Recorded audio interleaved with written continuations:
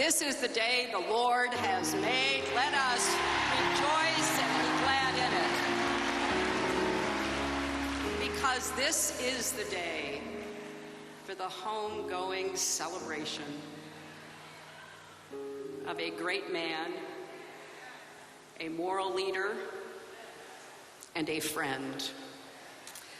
To Bishop Walter Scott Thomas and First Lady of the Church, Patricia Thomas, and the new Psalmist Baptist Church, thank you for welcoming us all here to reflect on the life and celebrate the service of Elijah Cummings. And to the Cummings family, to his political family, the constituents from the Maryland Congressional 7th District, thank you for sharing him with our country and the world. And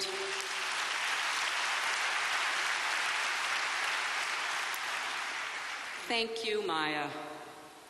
As you have said so beautifully, you walked by Elijah's side on this journey.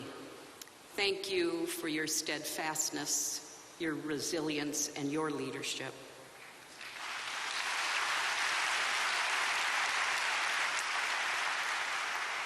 It is no coincidence, is it, that Elijah Cummings shared a name with an Old Testament prophet, whose name meant in Hebrew, "The Lord is my God," and who used the power and the wisdom that God gave him to uphold the moral law that all people are subject to, and because of all people are equal. Like the prophet, our Elijah could call down fire from heaven,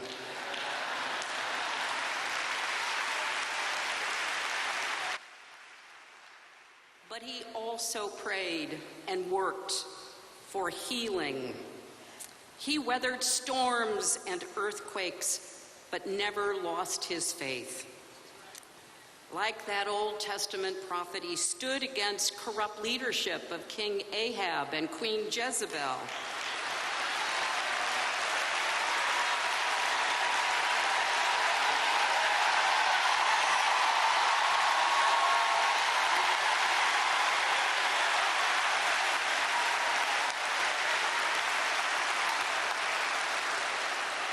And he looked out for the vulnerable among us. He lifted up the next generation of leaders. He even worked a few miracles. And he kept reminding us, life is no dress rehearsal. The American people want to live their lives without fear of their leaders. And as leaders, we have a responsibility to keep the promises made when running for office to make the lives of Americans better. As Elijah said, while we're all on this earth, that's my message. Our Elijah was a fierce champion for truth, justice, and kindness in every part of his life.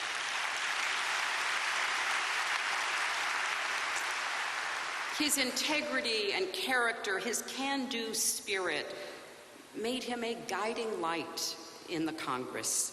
He pushed back against the abuse of power. He was unwavering in his defense of our democracy. He had little tolerance for those who put party ahead of country or partisanship above truth.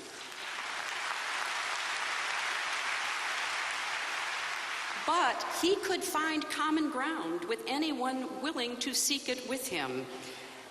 And he liked to remind all of us that you can't get so caught up in who you are fighting that you forget what you are fighting for.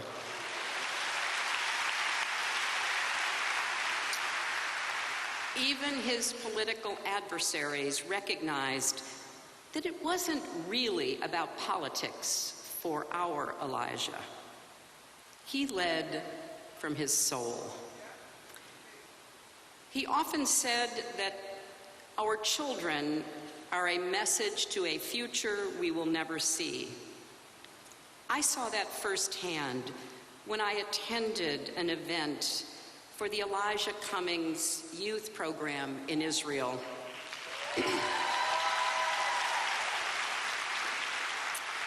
A leadership program for young people in his district. And Elijah didn't just put his name on the program and then forget about it. He interviewed every applicant. He was personally invested in their success. He wanted all of us to see our young people as he memorably asked us to do when he gave the eulogy at the funeral for Freddie Gray. Did you see him?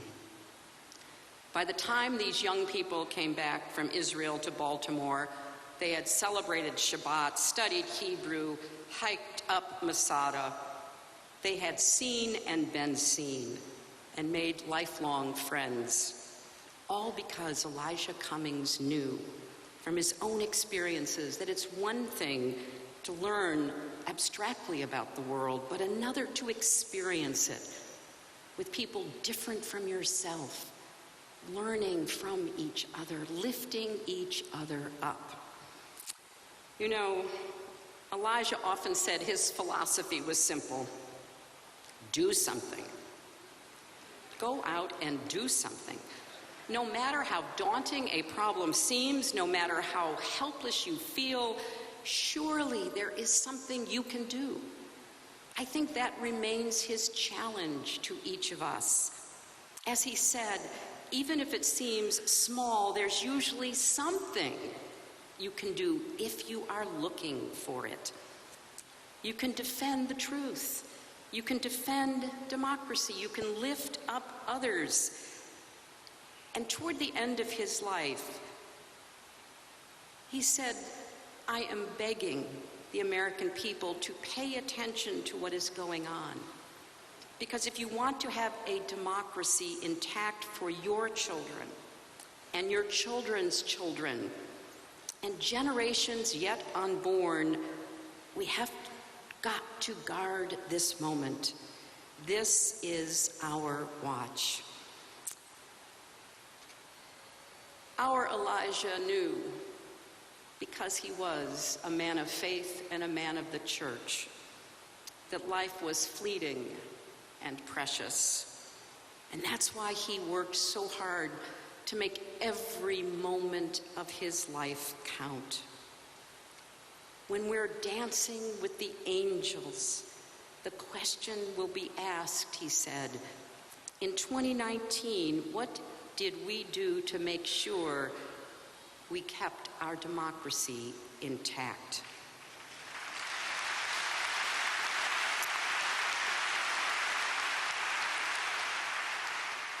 I will end with the paraphrase of a poem that Elijah recited in his very first speech in the Congress. He said that he told himself this poem as many as 20 times a day.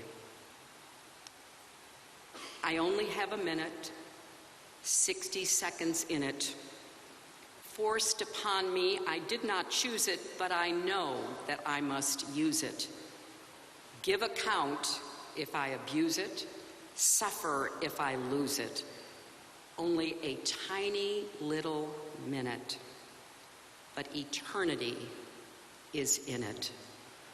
Thank you, Elijah Cummings, for your work, your service, and the lessons you leave us. God bless you.